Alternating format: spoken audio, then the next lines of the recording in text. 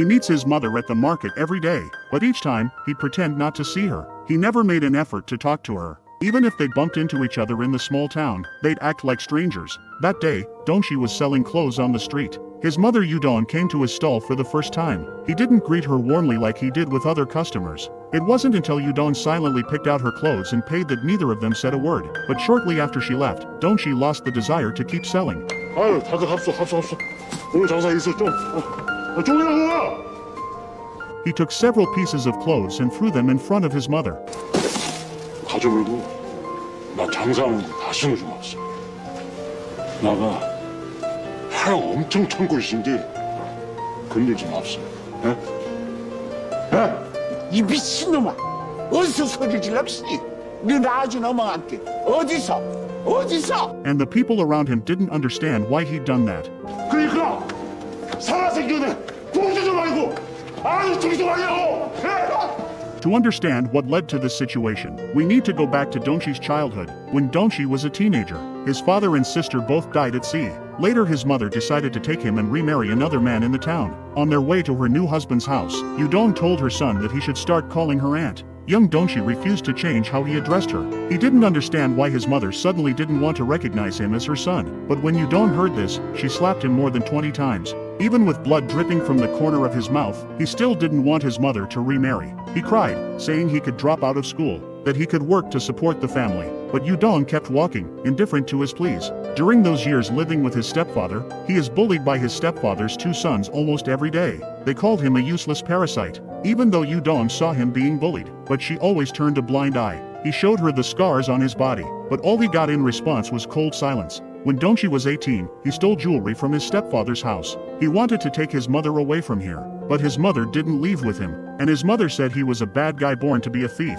That's when resentment took root in Dongshi's heart. He cut ties with his mother completely. After 30 years of living elsewhere, he returned to his hometown, but he didn't go out of his way to find his mother. In fact, he didn't even want to acknowledge Yudong as his mother. He was convinced that he had no family left in this world. Now, Yudong was old. A few years after Dongshi ran away from home, her second husband died of illness. Then, her two stepsons kicked her out of the house. She was forced to move back into the house of her first husband. She knew Dongshi hated her, so she never looked for him. But 3 months ago, she was diagnosed with late-stage cancer. She didn't want to waste money on surgery, because she felt it was time for her to go. When Dongshi heard the news from his friends, he didn't feel any sadness or regret. In fact, he thought it might finally free him from this mother-son relationship. That day, his friends invited him to a tavern, and they all urged him to reconcile with his mother. To outsiders, Yudong seemed like a kind old woman, but they didn't know what Dongshi had gone through. After returning home, Dongshi called his girlfriend. Perhaps he had nowhere to confide his inner thoughts. He told his girlfriend everything about his past.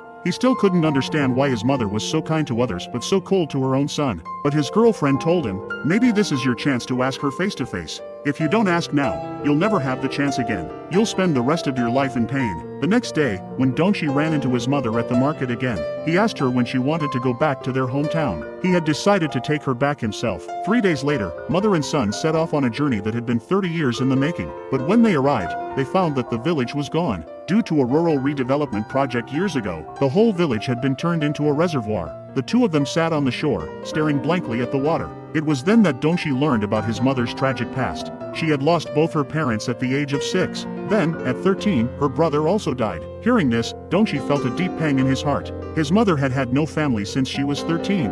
At that moment, Dongshi realized he knew nothing about his mother's past. On their way down the mountain, Yudong twisted her ankle. Dongshi draped his coat over her and insisted on carrying her down. 지금 다 엎인 거야? This was the first time he had ever carried his mother, and it was the first time he truly realized how old she had become. 이게 뭐야 가죽만 남아가지고. Once they got down the mountain, a sudden downpour began. As they sat in the car to wait for the rain to stop, Dongshi asked the question that had been on his mind. When I was being bullied by my stepbrother's sons, didn't it hurt you to see the bruises on my body? 저 몸은 미친년이라. 그저 자식이 새끼 밥만 먹으면 사는 줄 알고 좋은 집에 학교만 가면 되는 줄 알고 멍청이치로 바보치로. After hearing her answer, Dongshi felt her excuse was weak. He still couldn't forgive her for the mistakes she made back then. That night, Dongshi and his mother went to a restaurant in town. His mother told him, after my brother died, I worked here for years. Back then, I was so busy I didn't even have enough to eat. It wasn't until I met your father when I was almost 20 that I finally stopped going hungry. This journey helped Dongshi understand his mother's history. Her story was full of suffering. A 13-year-old girl who lost all her family. She fought for survival with everything she had. She never got love from her parents. And when she became a mother, she didn't know how to give this love to her children. Maybe in her heart, ensuring her child is well fed is the greatest love she can offer. On their way back, Dongshi took his mother to fulfill her last wish. She wanted to see the view from the highest mountain on Jeju Island. While climbing, he asked her a question. If there's a next life, would you still want a son like me? 왜 싫어? 너 승질이 이걸로 싫어? 응. 나도 오늘 다시 만나기 싫어. 난 뭐 차가운 음악 좋아서 다시 만나 살고 싶긴 해. Halfway up, Yudong couldn't continue due to exhaustion. Dongshi had some hikers take her back down while he continued up alone. He wanted to record the view from the top with his phone. It was the last thing he could do for his mother as her son. After reaching the summit, he recorded the scenery. He also told his mother about his next climbing plan in the video. 나중에 눈 말고 꽃핀 모자. 엄마랑 나랑 둘이 내가 데리고 올게.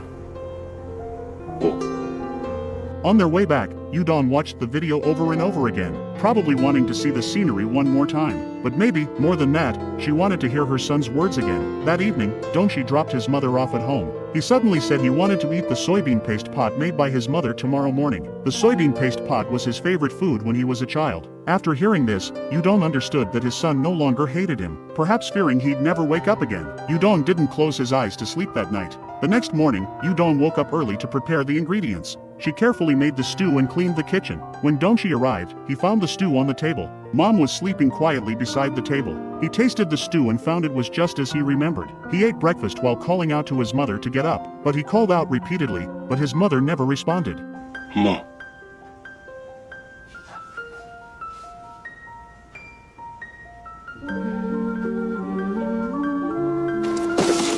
가져불고 나 장사하는 거 다시는 좀 왔어. 이게 뭐야 가죽만 나와가지고 씨. 난 뭐 차가운 음악 좋아서 다시 만나 살고 싶긴 해. Until the end of the story, the mother did not apologize to Dongshi.